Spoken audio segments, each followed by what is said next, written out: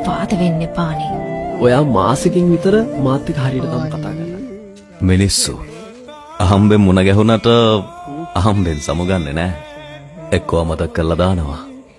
නැත්තම් අතහැරලා දානවා. ඒක අහම්බයක් නෙමෙයි.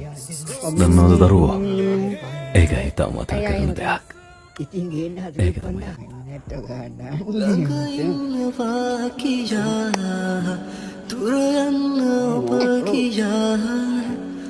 ඔපරේටර් ගල්ලඩ ඔයාව ඔපරේටර් ගල්ලඩ ඔයාව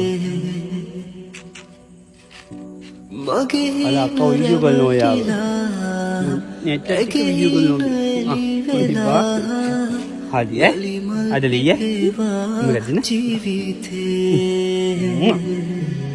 ඉදිරිදී සනහනා ආදරේ